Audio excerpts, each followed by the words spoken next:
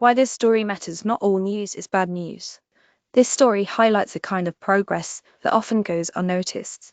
Quick summary: this story highlights recent developments related to this day in history, showing how constructive action can lead to meaningful results. 47 years ago today, the inaugural Dakar Rally Raid was staged, with the course stretching from Paris, France to Dakar, Senegal. 188 vehicles took the start of the inaugural rally in Paris, with solo 4 surviving the 10,000-kilometer 6,200-mile trip to Dakar while crossing terrains such as sand dunes, mud, camel grass, Hamada rock desert, and more. The race is split into motorbikes, cars, trucks, and quads, and is much tougher than a regular rally championship track, which is usually run by modified road cars.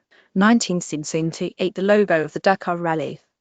Based on several factors, from declining participation to GPS usage to terrorism, the Dakar Rally has actually been held all over Africa and has expanded to South America and Saudi Arabia. Many vehicle manufacturers use the rally's harsh environment as both a testing ground and an opportunity to show off their vehicles' durability, even though most vehicles are heavily modified from their production specifications or purpose-built. Many vehicles, such as Land Cruisers, Range Rovers, and the Hilux, will come off the assembly line with modifications that were tested in the rally and bear the logo above stamped onto the trunk end of the car.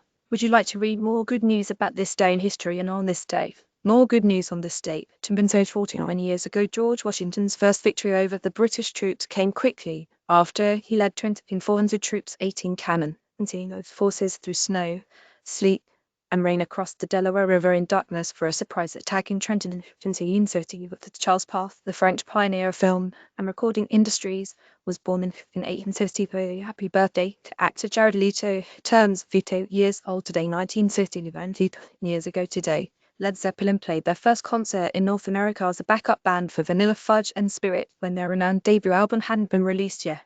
Set as the opener at the Auditorium Arena in Denver, 2 years later, they would return to headline in front of more than 10,000 cheering rockers. Photo by Jim Samaria in 1960.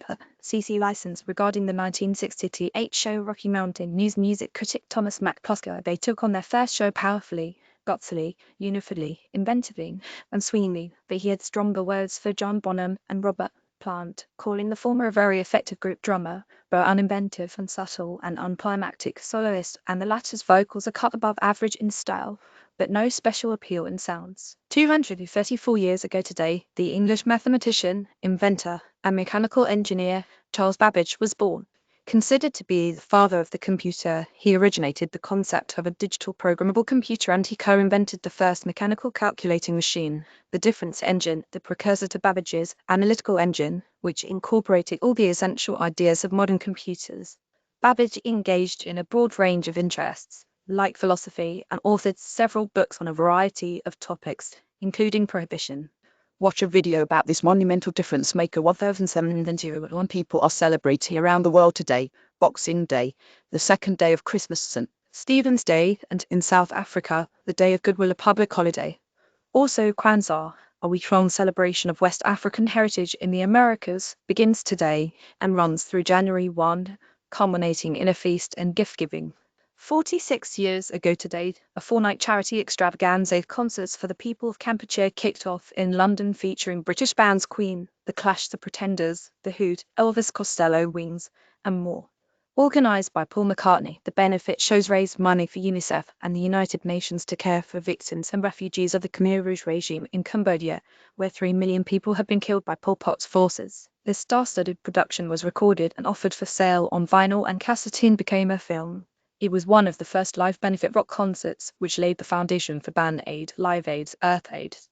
Take your pick of videos on YouTube from the concert here. 1969, 80 years ago today, The Philadelphia Story, starring Cary Grant, Katharine Hepburn, and Jimmy Stewart, debuted at Radio City Music Hall. Directed by George Cukor, the film was nominated for 6 Academy Awards and won 2 for Best Screenplay and Best Actor. Toto Stewart, who played a tabloid journalist from Spy covering the wedding of a wealthy socialite. Hepburn acquired the film rights to the mega-successful Broadway play in order to control it as a vehicle for her screen comeback, and comeback she did. It broke the box office record. One critic said The Philadelphia Story had just about everything that a blue-chip comedy should have: a witty, romantic script by Donald Ogden Stewart, the flavour of high society elegance in which the patrons invariably luxuriate, and a splendid cast of performers.